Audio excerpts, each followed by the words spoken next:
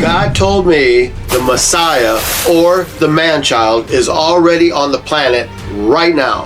That's why UFOs are everywhere. There are so many sightings around the world that the government and the media can't even hide them anymore.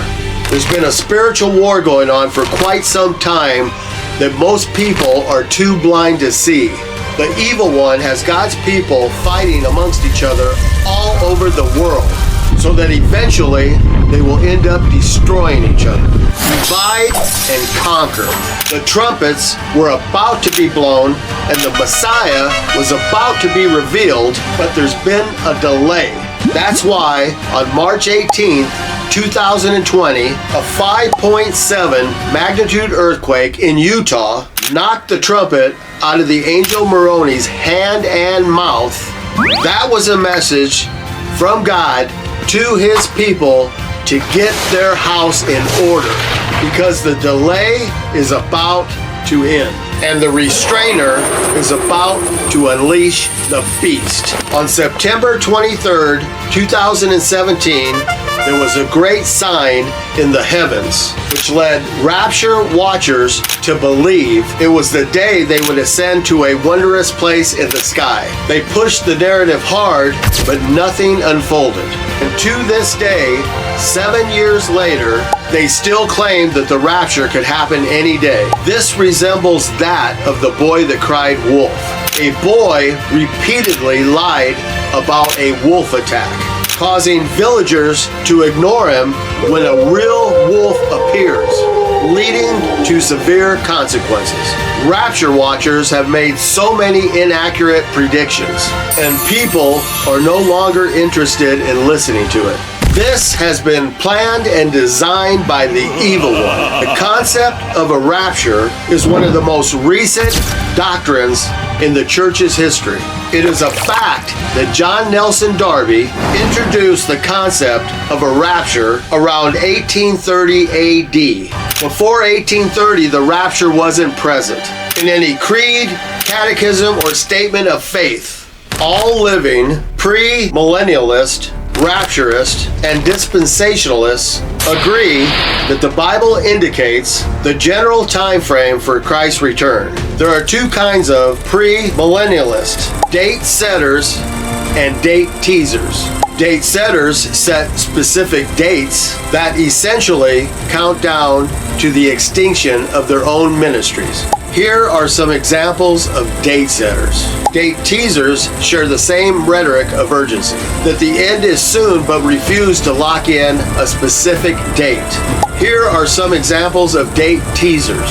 Many TV preachers endorsing the rapture and or setting dates falsely believe they are a prophet of God with special illumination. Harold Camping reportedly spent tens of millions of dollars to spread his doomsday message.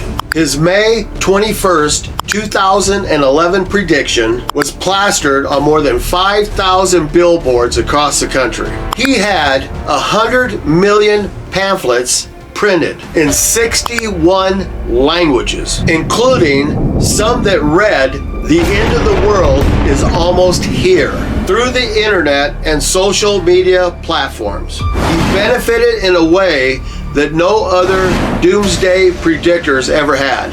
Mr. Camping told listeners that Judgment Day would begin with a tremendous earthquake. True Christians would experience the rapture and 200 million souls would ascend to heaven. Many of Mr. Camping's followers sold their homes, quit their jobs, and depleted their savings accounts to help finance his End of the World campaign. After nothing happened, May 21st, 2011, he claimed it was an invisible Judgment Day and said his calculations had been off by 6 months. The real Armageddon, he said, would come on October 21st, 2011. Camping added that the whole world would be annihilated and never be remembered. When the October prediction did not come true, Harold Camping was forced to retire from his radio work. I am personally more interested in the man-child mentioned in Revelation 12, who will rule all nations with an iron scepter. I hold this belief primarily because it was conveyed to me by the Creator, and secondly, due to the propaganda circulating the man-child. There were insinuations that certain individuals could be the person of the second coming. At first, I considered it absurd that the corrupt media would think they could herald in the coming Messiah. But now, it doesn't surprise me at all. So I waited to see who would step up to the plate and claim that title, but nobody did. Why? Because God Almighty has already picked this person that will rule this world with an iron rod. And the gods, or the Elohims, will enforce God's choice. Anyone falsely claiming to be God's right-hand man will be dealt with by the Creator. This man-child will be anointed by God Himself, not by silly propaganda or fake media. Don't get discouraged and join the falling away crowd. As I mentioned previously, there has just been a delay, and God's faithful servant has already been picked, and he will be introduced when God says so. And every kindred, tongue, and people and nation had better listen to what this man has to say. Make sure to like and subscribe for more videos like this. If you haven't already, check out this video right here that'll open up your eyes to the spiritual realm.